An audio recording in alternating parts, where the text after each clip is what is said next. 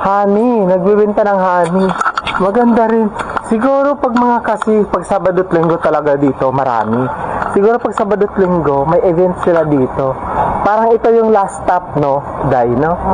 Ito yung last stop. Ladies prayer, oh. May mga ganyan sila. Ito parang restaurant and cafe. May mga tao din siguro, nakalak nga lang. Nakalak. Hindi mo pwedeng mapasok yung mga bahay-bahay nakalak. Social ha, kung ito yung village nila dati, social. Tapos may laruan.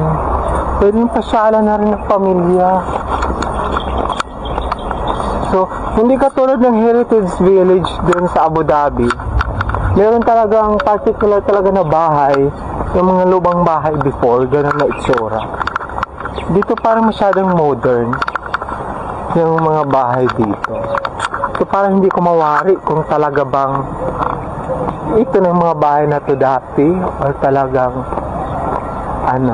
need lang siya for for something that you can come here to visit. Yan na. Anong meron doon? Hindi ko alam. Anong meron dito? Wala. May gate. So, ibig sabihin private property na yan. Wala. Yan lang. Yan ang makikita mo dito. Ito lang din po yung map ng Hatta area. Ito yung Hatta.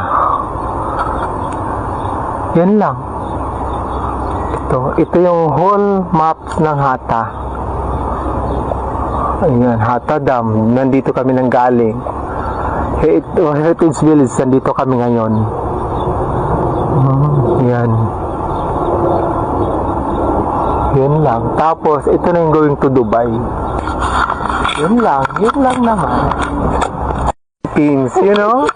There's banana and papaya. Papaya. Ay, may upo rin. Ay, oo. Laki ng bunga tayo. Nakawin natin. Dahil sa upo. Dahil sa upo na deport. Kaya pala Swan Lake kasi may swan. Ayan o, buhay yung swan. Ay, anong meron doon? May hagdan-hagdan. Makakapapasok ba tayo doon? Swan Lake. Swan. Kaya sinasabing Swan Lake kasi may mga pato. May mga patong lumalang. May lumubog na swan.